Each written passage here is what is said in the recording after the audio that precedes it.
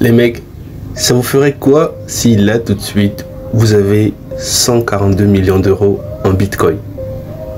Franchement, juste imaginez qu'est-ce que ça vous ferait. C'est dingue, on est d'accord. Laisse-moi te raconter une histoire, mais alors là, totalement folle, qui mérite franchement d'être sur la chaîne.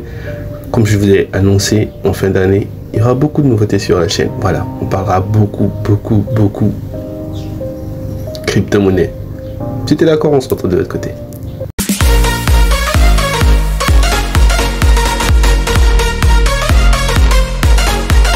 Après 12 ans de tentatives infructueuses, l'homme qui a perdu son disque dur contenant 742 millions d'euros en bitcoin est contraint d'abandonner. Franchement, force à lui les gars.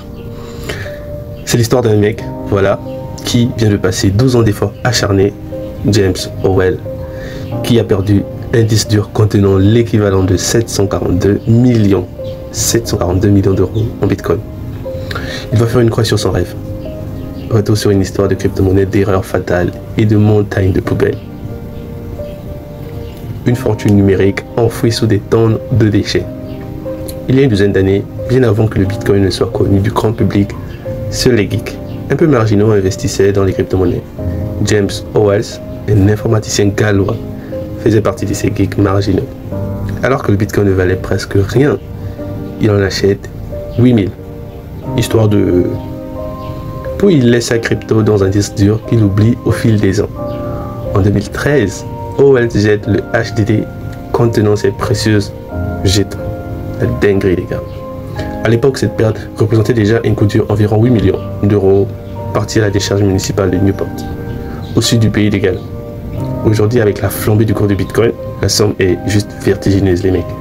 On parle de 742 millions d'euros, enfouis sous des milliers de tonnes de déchets. Le jackpot s'est transformé en cauchemar. Déterminé à récupérer son disque, Howell s'est lancé dans une véritable croisade.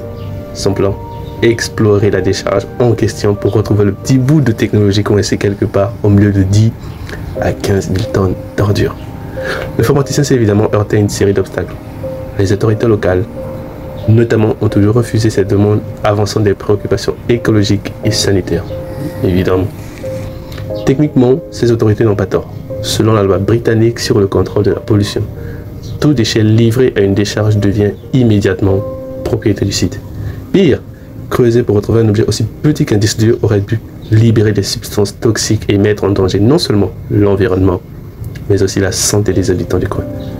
Un détail juridique mais lourd de conséquences. Howell n'a jamais obtenu de permis pour entreprendre ces fouilles monumentales. J'ai de la peine pour ce mec. Bitcoin, le juge dit stop à 12 ans d'espoir. L'histoire de James Howell a récemment connu son dénouement. En 2024, pas si longtemps juste là à côté, un juge britannique a tranché. L'homme n'a aucune chance réaliste de réussir sa quête. En cause, non seulement les risques environnementaux sont liés à une telle opération, mais aussi le délai de prescription. Plus de 6 ans se sont écoulés depuis les faits de 2013, rendant toute action légale impossible. Pour Howell, ce jugement est une douche froide. Malgré ses multiples tentatives pour convaincre les autorités locales depuis 2013, il n'a jamais pu mettre son plan en œuvre. Et quel plan? Il prévoyait de mobiliser des drones, des robots, des équipes spécialisées pour trier méthodiquement les ordures d'une zone de 2000 m².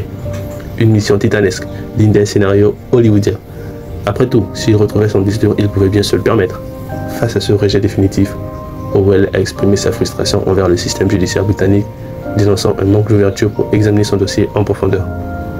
D'après ses déclarations, ce n'était pas qu'une question d'argent. C'était une question de principe, de justice, de donner une chance à son rêve fou de se réaliser. Bien sûr, James, bien sûr, pas à nous. Quoi qu'il en soit, le juge pragmatique a mis fin à la quête de James Howell.